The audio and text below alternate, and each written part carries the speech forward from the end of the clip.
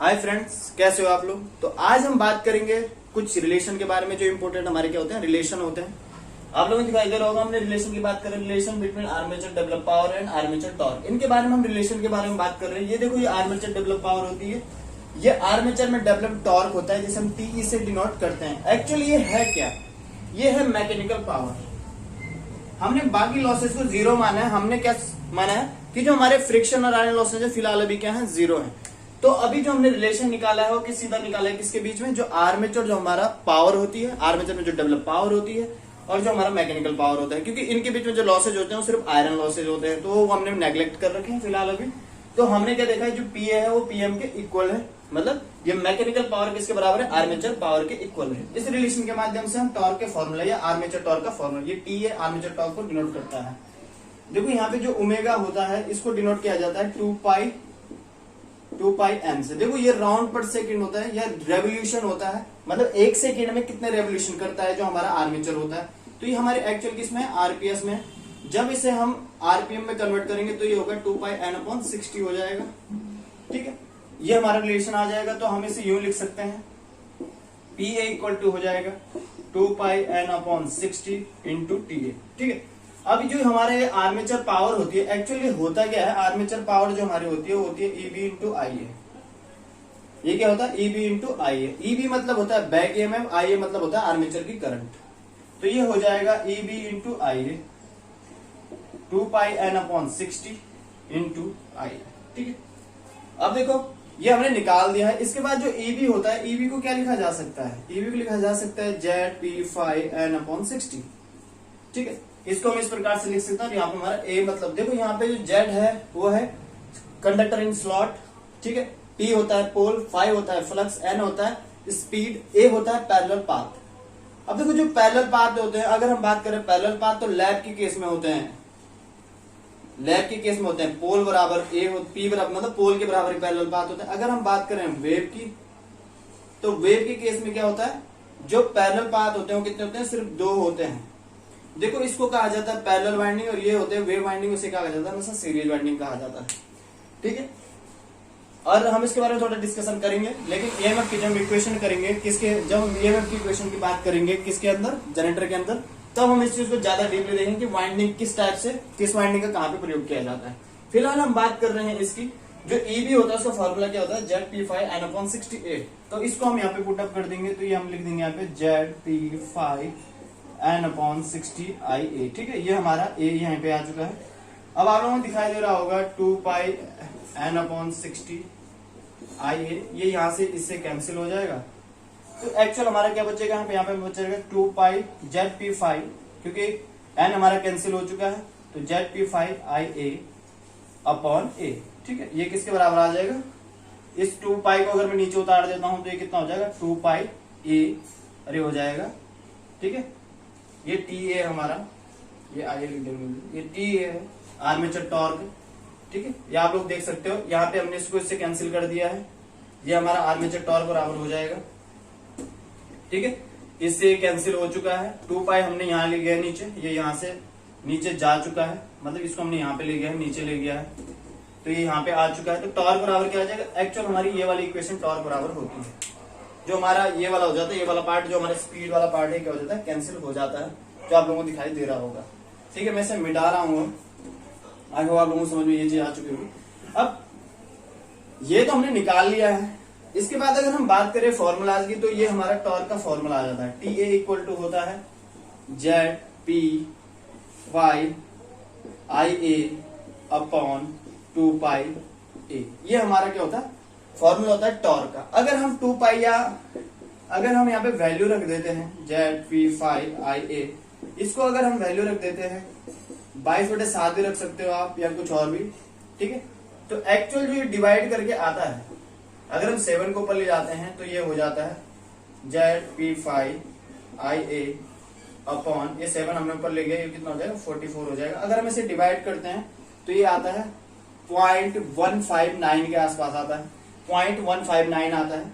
ये होता है जेड पी फाई, ठीक है, जेड पी फाई इंटू आई ए अपॉन ए। तो ये हमारा एक्चुअल फॉर्मूला होता है। अब वो किसी प्रकार से पेपर में पूछ सकता है, हमसे यहां से भी पूछा जा सकता है क्वेश्चन। अगर हमारे पास इस प्रकार से वैल्यू है तो इस प्रकार से हमसे क्वेश्चन पूछा जा सकता है। तो ये हमको डिसाइड करना होता है क्वेश्चन के हिसाब से कहाँ पे हमको पुटअप करना होता है। तो आप लोगों ने देख लिया होगा सबसे पहले हमने क्या किया था, आर्मेचर पावर किसके बराबर, मैकेनिकल पावर के बराबर। हमने लॉसेस को नेग्लेक्ट कर दिया था। उसके बाद हमने फॉर्मूला निकाला, फिर हमने देखा था कि ओमेगा बराबर क्या होता है, 2πn होता है, जो कि आरपीएस में था, उसे हमने फिर मिनट में कन्वर्ट किया 60 से डिवाइड करके। फिर हमने ईबी की वैल्यू रखी, फिर उसके बाद इसको यहाँ से जो n/60 था वो कैंसिल हो गया था, ये हो गया था ZP5IA/2πa और T टॉर्क बराबर हमारी इक्वेशन आ चुकी है। ठीक है, अब देखो इसके बाद एक चीज और होती है इसमें, कभी कभी वो हमसे ग्रेविटी या फिर हम बोल सकते हैं कि ग्रेविटी की उसमें भी पूछ सकता है। तो उसके लिए भी एक फॉर्मूला होता है, वो भी हम नोट डाउन करेंगे अभी। ठीक है, आई होगा आप लोगों को समझ में आ चुका होगा।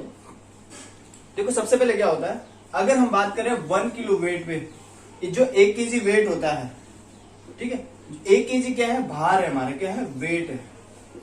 1 केजी क्या है, भार है। अगर हम 1 केजी भार की बात करते हैं तो 1 केजी पे जो वेट पे जो हमारा क्या लगता है, फोर्स लगता है, ग्रेविटी का जो फोर्स लगता है वो कितना लगता है, 9.81 का लगता है। ठीक है, वो भी क्या होता है, न्यूटन में होता है।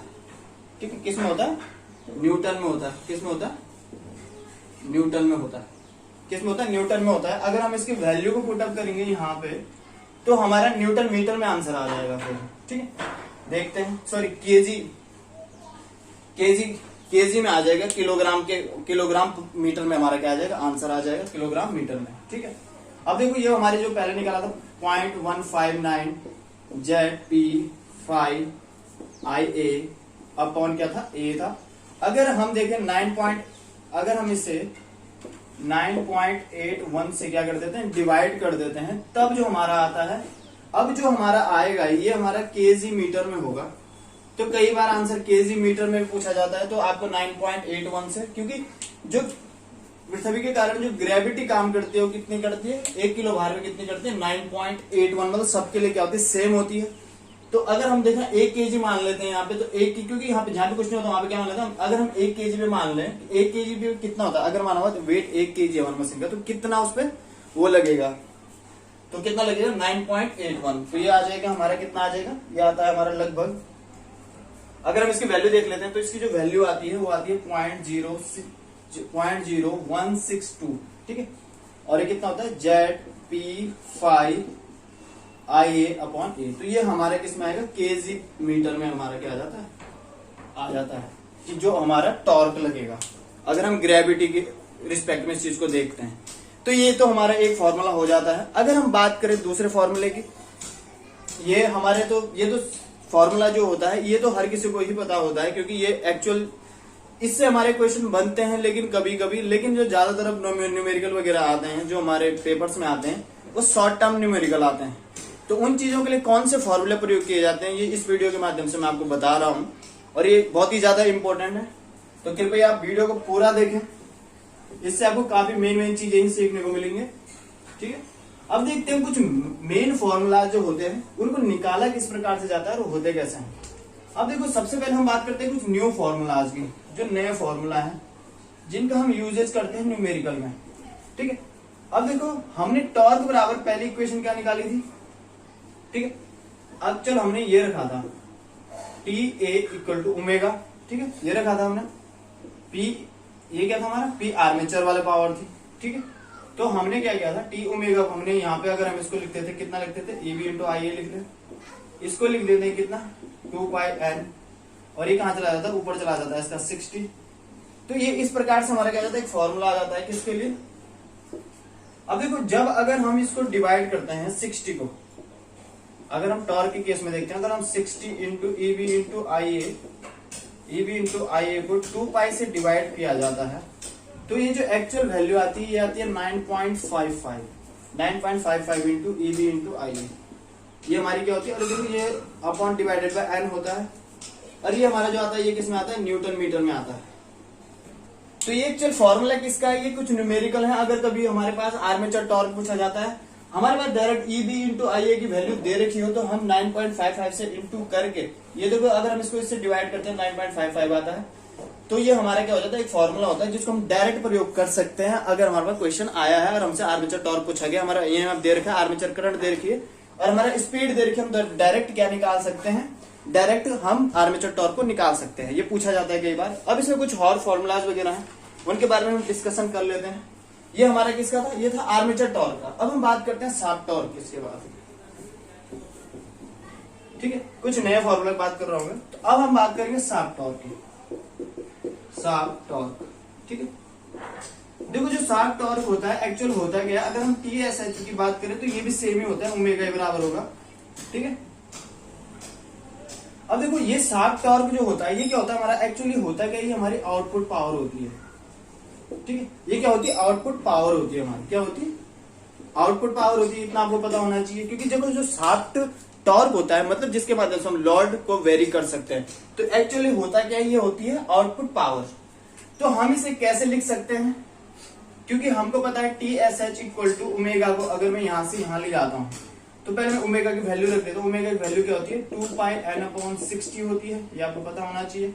ये होता है आउटपुट पावर, ये क्या होती है, हमारी आउटपुट पावर होती है। अगर हमारा आउटपुट पावर को भी दे रखी है तो उस केस के लिए जो फॉर्मूला हमारा लगता है TSH इक्वल टू कितना हो जाएगा, ये हो जाएगा 60 इंटू आउटपुट पावर, ठीक है, और डिवाइडेड बाय 2π, ठीक है, और ये हमारा n आ जाएगा यहाँ पे। तो इस प्रकार से अगर हम इसको फिर डिवाइड करेंगे तो इसका फॉर्मूला क्या हो जाएगा, 9.55 इंटू आउटपुट पावर, ठीक है, आउटपुट पावर अपॉन n, ठीक है, और ये क्या होगा, न्यूटन मीटर। तो ये फॉर्मूला किसका होता है हमारा, ये होता है शाफ्ट पावर का। एक्चुअली ये शाफ्ट के अगर हमारे पास कभी क्वेश्चन इस प्रकार से आ जाए कि हमसे पूछा जाता है कि एक्चुअल शाफ्ट पावर है कितनी, तो इसके माध्यम से हम क्या निकाल सकते हैं, शाफ्ट पावर को निकाल सकते हैं, ठीक है। तो ये एक फॉर्मूला हमारे ये हो गया 9.55। अब हमें दिखाई दे रहा है हमने क्या निकाल दिया, शाफ्ट पावर की बात कर ली, 9.55 output power upon n newton metre हो गया है। तो ये क्या है, हमारी शाफ्ट पावर है। तो ये भी कई बार पूछा जाता है अगर हमसे शाफ्ट पावर निकाली जाती है, ये आउटपुट होता है। आउटपुट क्या होता है, जो शाफ्ट के माध्यम से हमको आउटपुट मिलता है। तो हमने देखा है आउटपुट पावर इक्वल टू क्या हो जाएगा, TSH शाफ्ट जो टॉर्क होता है इनटू ओमेगा। ओमेगा मतलब होता है जो से रोटेशन करा रहा है, एंगुलर वेलोसिटी। अगर हम देखें तो ये हमने पहले कन्वर्ट कर दिया था। ये एक्चुअल स्पीड कितनी है, राउंड पर मिनट में होती है। स्पीड किसी है, राउंड पर मिनट में। ये TSH हो जाएगा 60 into output power upon 2/n, तो हो जाएगा 9.55। अब देखो इसमें कुछ हमारे जो कुछ और हमारा जो ये आते हैं टॉर्क, इसमें टर्म आती है लॉस्ट टॉर्क की। लॉस्ट मतलब होता है जो टॉर्क हमारा क्या हो जाता है, लॉस्ट हो जाता है, मतलब जो हमारे लॉसेज में चला जाता है। जो टॉर्क हमारा किस में चला जाता है, लॉसेज में चला जाता है। तो हम देखते हैं, लॉस्ट टॉर्क की बात कर लेते हैं। एक्चुअली जो लॉस्ट टॉर्क होता है क्या होता है,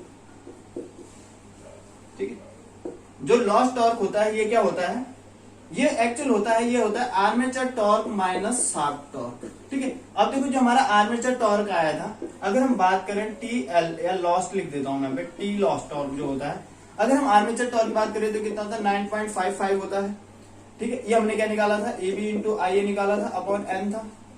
माइनस अगर हम शाफ्ट टॉर्क की बात करें तो ये क्या होता था, 9.55 होता था, और ये हमने क्या निकाला था, आउटपुट अपॉन ये होता था n, ठीक है। तो एक्चुअल हमारे पास ये फॉर्मूला आता है। अगर हम इसमें से ये दोनों पार्ट कॉमन ले लेते हैं, क्योंकि ये पार्ट इसमें भी कॉमन है, ये वाला पार्ट इसमें भी कॉमन है, तो मैं लिख सकता हूँ 9.55 अपॉन n, ये हो जाएगा AB इंटू IA, माइनस ये क्या हो जाएगा, आउटपुट हो जाएगा, ठीक है। अब देखो ये हमारा क्या होता है, ये होता है एक्चुअल जो आर्मेचर, ये देखो ये तो हमने आर्मेचर को पावर दी थी, ये आउटपुट मिला। अब देखो जब आर्मेचर और आउटपुट जो हमको मिलता है, जो बचता है वो क्या बचता है, अगर हम इसे क्या कहते हैं, अगर हम बोलते हैं P armature minus P output, तो एक्चुअल जो बचेगा वो क्या बचेगा हमारे पास, वो बचेगा आयरन और फ्रिक्शन लॉसेज। आयरन और फ्रिक्शन लॉसेज बचते हैं हमारे पास। तो यहां से हम साफ जो हमारा लॉस्ट टॉर्क हो जाएगा, T लॉस्ट इक्वल टू क्या हो जाएगा, 9.55 अपॉन n इंटू, ठीक है, ये स्पीड है हमारा, और ये क्या हो जाएगा, iron into iron and friction losses, ठीक है, फ्रिक्शन लॉसेस। तो हमारे पास जो ज्यादातर जो फॉर्मूलाज या जो क्वेश्चन आते हैं वो आर्मेचर टॉर्क से, जो मैंने आपसे कहा था, जो मैंने नए फॉर्मूले की बात की है, इनसे ज्यादा क्वेश्चन पूछे जाते हैं। आप किसी बुक में ट्राई करोगे तो इसमें ज्यादा क्वेश्चन इनसे आते हैं, कई बार हमारे पेपर में पूछे जाते हैं। तो आप लोगों के डायरेक्ट ये चीज आप निकाल भी सकते हो, नहीं तो आप डायरेक्ट फॉर्मूले याद भी रख सकते हो। आप लोगों को समझ में आ चुका होगा। अब हम बात करेंगे आने वाले टॉपिक बारे में। हमारे जो लॉसेज वाला पार्ट है सिर्फ अब इसके बाद बच चुका है। इसके बाद हम इसमें कुछ क्वेश्चंस वगैरह करेंगे या फिर हम एक प्रैक्टिस सेट वगैरह करेंगे जो हमने चैप्टर में पढ़ा है, जो जो चीजें पूछी जाती हैं पेपर में। मेरी कोशिश रहेगी कि मैं आपको अच्छे से अच्छे क्वेश्चंस वगैरह प्रोवाइड कराऊं। और धन्यवाद आप लोगों का जो आप लोग सब्सक्राइब वगैरह करते हैं। और आप ज्यादा से ज्यादा इस वीडियो को शेयर जरूर करें। जिन लोगों के पास जिन लोगों को ये हो जाता है कि कोचिंग वगैरह प्रोवाइड नहीं हो सकती है, तो मेरी कोशिश रहती है कि मैं इजीली आपको अच्छे से अच्छी चीजें बताने की कोशिश करूं। और आप लोगों को अच्छे से अच्छे, जिन्होंने कोचिंग वगैरह नहीं की है वो भी इस वीडियो को अच्छे ढंग से देख सकते हैं। जिन्होंने कोचिंग वगैरह कभी की नहीं है, जो इस बार पास आउट हुए हैं या फिर जो पॉलिटेक्निक वगैरह कर रहे हैं, उनके लिए ये टॉपिक काफी मेन हो जाता है। तो कृपया करके आप शेयर जरूर करें। धन्यवाद।